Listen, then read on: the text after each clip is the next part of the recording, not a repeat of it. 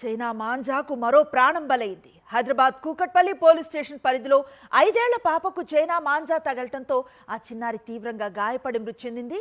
తన పెద్దవారితో కలిసి బైక్పై ముందు కూర్చొని వెళుతున్న 5 ఏళ్ల పాపకు చైనా మాంజా తగులుకొని గొంతు కోసుకుపోయింది. తీవ్ర రక్తస్రావమైన చిన్నారిని హుటాహుటా ఆసుపత్రికి తరలించారు కన్నవారు. అయితే అప్పటికే చిన్నారి చనిపోయినట్లుగా వైద్యులు నిర్ధారించారు.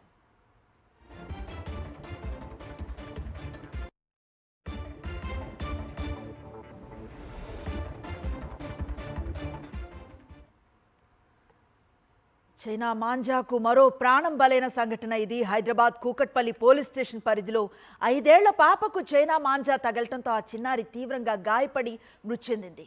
తన పెద్దవారితో కలిసి బైక్పై ముందు కూర్చొని వెళుతున్న 5 ఏళ్ల పాపకు చైనా మాంజా తగులుకొని గొంతు కోసుకుపోయింది.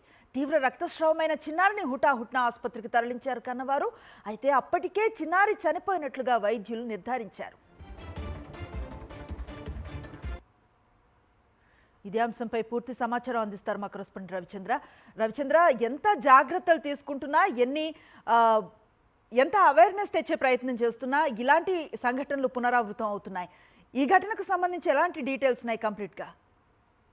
అనుశ్రీ, మరొక ప్రాణం పోయిందని చెప్పుకోవచ్చు. చైనా మాంజా తోటి పాప ప్రాణం చనిపోయింది. ఇది కూకట్పల్లి పోలీస్ స్టేషన్ పరిధిలో జరిగింది. వివేకానగర్ కాలనీ సమీపంలో ద్విచక్ర వాహనం అంటే బైక్ మీద వెళ్తున్నట్టు సమయంలో ఈ సంఘటన జరిగింది. పాప ఒక్కసారిగా అరవడం తోటి అంటే ముందు కూర్చోవడం తోటి జనరల్ గా కుటుంబం వెళ్తుంటే ముందు పాప కూర్చుంది. పాపకు ఒక్కసారిగా ఆ విధంగా చైనా మాంజా కనిపించినట్టు మాంజా దారం చాలా వెంట్రుక పరిమాణంలో ఉంటుంది. ఆ విధంగా తెగటం తోటి వెంటనే చూసేసి ఆపారు. అయినప్పటికీ బాగా ఎక్కువగా గొంతు తెగిపోయింది. అప్పటికే తీవ్ర రక్తస్రావంతో ఆసుపత్రిలోకి తీసుకెళ్లారు. ఆసుపత్రికి వెళ్ళి తీసుకెళ్తే చికిత్స చేస్తున్న సమయంలోనే మృతి చెందింది. ఈ సమయంలో డాక్టర్లు కూడా నిర్ధారించారు.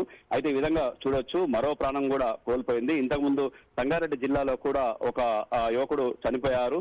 ఆ విధంగా గతంలో అనేక సంఘటనలు జరిగినాయి. ఒక ఏఎస్ఐకి కూడా, నల్లకొండకు సంబంధించిన ఏఎస్ఐకి కూడా, అతనికి కూడా గొంతు తెగిపోయింది. ఆ తర్వాత అంతేకాకుండా ఒక సాఫ్ట్వేర్ ఇంజనీర్ కూడా చేతికి బలమైన గాయం అయిపోయింది. చైనా మాంజాలు కత్తుల కంటే ఎక్కువగా షార్ప్. ఈ విధంగా గొంతు తెగడం కావచ్చు, ఈ విధంగా భుజాలు తెగడం కావచ్చు, ఇలాంటి సంఘటనలు జరుగుతున్నాయి. పోలీసులు కూడా దీనికి సంబంధించి చాలా రైడ్లు చేశారు. గతంలో సుమారు ఈసారి సంక్రాంతి నుంచి ఈ చైనా మాంజాలు ఈ విధంగా పతంగులు విరేసే సమయంలో చాలా మాంజాలు కూడా పోలీసులు స్వాధీనం చేసుకున్నారు.